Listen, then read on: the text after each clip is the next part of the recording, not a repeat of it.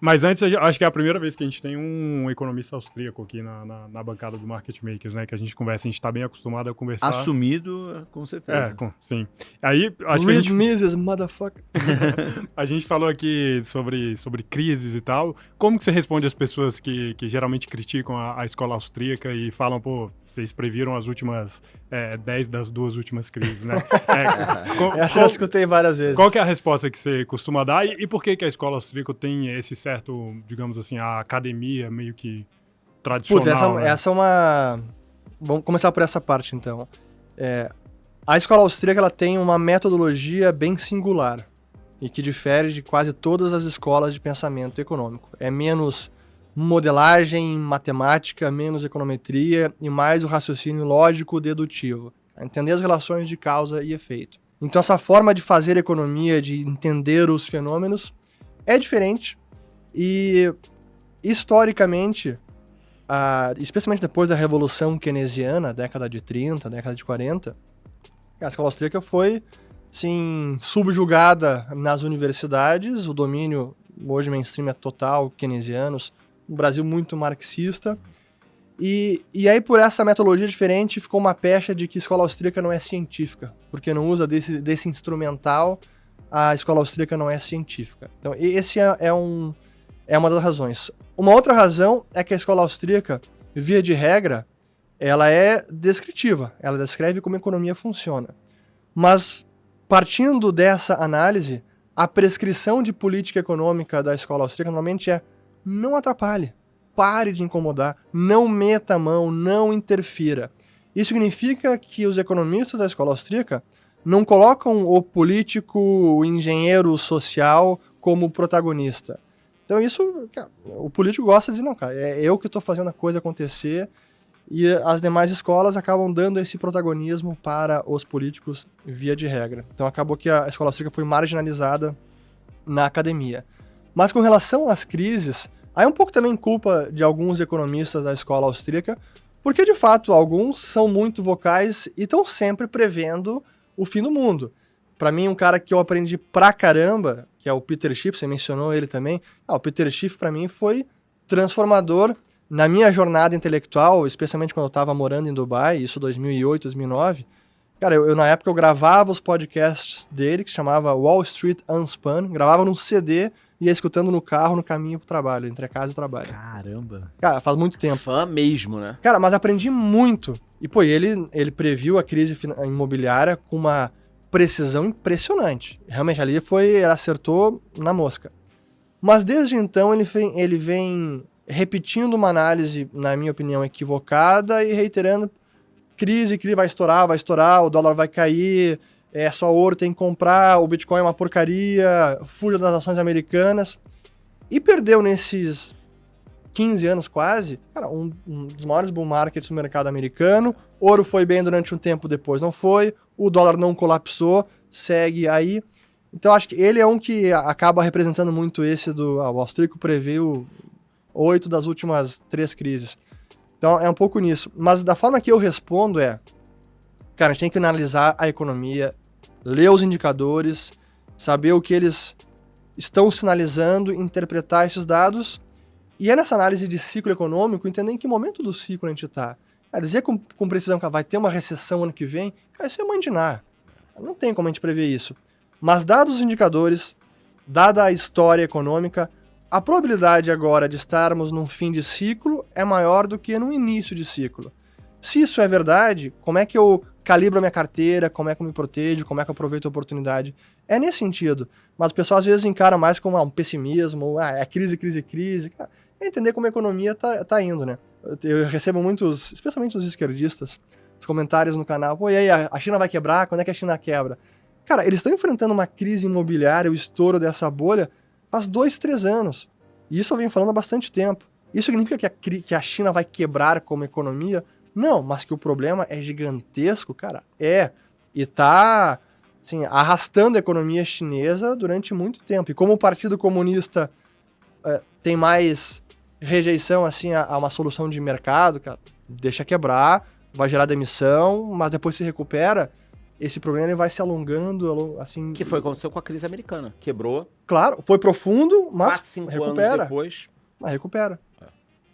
E aproveitando já, então, essa questão de crise aí, que a gente falou de inflação e tudo, você acredita que o Bitcoin é a solução para essa questão do dinheiro, né, ter ficado na mão dos governos e eles fazerem esse tanto de besteira com o dinheiro, a desvalorização? O Bitcoin é uma resposta a isso? Acho que historicamente né, ali após Sim. o 2008, Sim. mas você acredita que é a solução para esse problema ou é mais um ativo?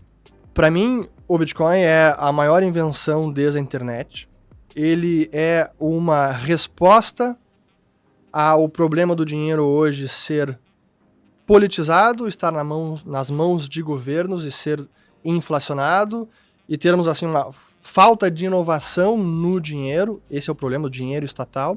E o Bitcoin hoje é uma alternativa a tudo isso que está aí. E para mim é um sistema paralelo que vem sendo construído e está crescendo, mas ainda é muito pouco tempo de existência de algo tão inovador, disruptivo, diferente, que a gente ainda está aprendendo a precificá-lo, a entender como ele funciona, entender a segurança. Mas eu entendo que sim, o Bitcoin vai seguir crescendo em adoção. Para mim, a tendência de valorização também continua, mas não acredito que o Bitcoin vai ser um ativo que vai multiplicar por 2, 3, 10 vezes por anos a fio. A tendência é ele também estabilizar de preço, mas com tendência de valorização, na minha opinião. E, bom, mas a gente viu agora, Irã atacou Israel atacou a consulados, Irã depois atacou Israel, e aí o Bitcoin caiu 15%, 10%. Então não é um ativo para guerra, não é um ativo de porto seguro. Cara, não é ainda. E achar que o Bitcoin em qualquer cenário de estresse vai sempre valorizar, nesse momento, acho que é equivocado. Agora, o que é interessante é que é o único mercado que está sempre aberto. Então, hoje em dia, ele virou um ativo que ele é impactado e o mercado precifica talvez aversão a risco ou menos no Bitcoin. Foi no fim de semana. O que o mercado podia movimentar? Cara, era o Bitcoin. Mas eu não acho que hoje ele já é o porto seguro para qualquer cenário. Hoje esse papel ainda é do ouro, na minha opinião. Mas o Bitcoin é o real concorrente das moedas nacionais, especialmente do ouro. Mas isso vai ser uma trajetória de longo prazo, não é em 15 anos. Eu tenho uma expectativa, bom, ele já explicou tudo isso, tem livro, né, sobre Mas você tem a mesma visão que ele? Eu tenho a mesma visão em relação a guerras. Eu já falei com o pessoal que, na minha cabeça, é esperado sempre que acontece um conflito, alguma coisa diferente, o Bitcoin cair hoje em dia. Porque o que começou a acontecer nos últimos anos, né? A turma tá botando dinheiro em cripto. Tá subindo. É um mercado 24 horas, ou seja, tá sempre funcionando. É a possibilidade da liquidez imediata. Então, eu tô ali em casa, trabalhando. Irã atacou Israel, não sei o que, tem 300 drones indo em direção a Israel. Em 1 hora a gente vai saber o que vai acontecer e tal. Pô, peraí, como é que eu crio liquidez agora, à noite, no final de semana? Só tem Bitcoin. Então eu vou vender um pedaço, deixo isso parado. Se os mercados amanhecerem segunda destruídos, porque teve uma guerra, alguma coisa, eu tenho um dinheiro para comprar ativos. Então eu ainda acredito na questão da reserva de valor, mas é uma reserva de valor que vai te permitir a qualquer momento liquidez. Talvez seja hoje o ativo financeiro mais líquido, porque ele é tão líquido que eu posso chegar aqui agora para ele. Toma aqui um Bitcoin, me dá aí R$50 em dinheiro. A gente consegue fazer a qualquer momento, em qualquer lugar, sem um terceiro. Eu consigo enviar para ele agora, ou domingo à noite, ou qualquer horário, R$50 em Bitcoin, ele me mandar. Tudo bem que essa transação é R$50, né, em Bitcoin. Tudo bem que essa transação custaria outros R$50, mas fica para outro episódio. Eu poderia mandar R$50, ele me dá e eu saio para almoçar. Mas isso você pode fazer também com um dinheiro normal. Tá, e se meu banco estiver fora do ar? Como é que eu faço isso? Eu não faço. E se a internet, tudo mais estiver fora do ar? Já está começando a ter um tipo de transação que você nem precisa da internet para fazer. Então, virou um ativo tão líquido que ele pode dar liquidez para tudo, para que você, no momento de crise, compre outras coisas. Até porque, como ele sobe muito, a pessoa olha lá, paguei $16 mil ano passado. tá 68, deu uma guerra, os outros ativos podem cair, é daqui que eu vou tirar para comprar outras coisas. Depois eu devolvo, vou devolver até mais barato. Então eu tenho uma expectativa realmente de que em momentos de incerteza, o Bitcoin pode apresentar uma queda, porque eu mesmo tenho essa visão de comportamento. Eu vou tirar daqui, vou comprar outras coisas. Vamos imaginar, Deus me livre, pelo amor de Deus, deu uma merda, juro americano 6,25. Cara, parece pouco, mas seria o caos, assim, absoluto, né? Os fundos imobiliários que eu tô de olho, que tem uma média de custo, sei lá, de R$10, vão estar 8,50. Para mim, isso é uma oportunidade de vida para os próximos 10 anos. Eu preciso tirar dinheiro de algum lugar para comprar isso.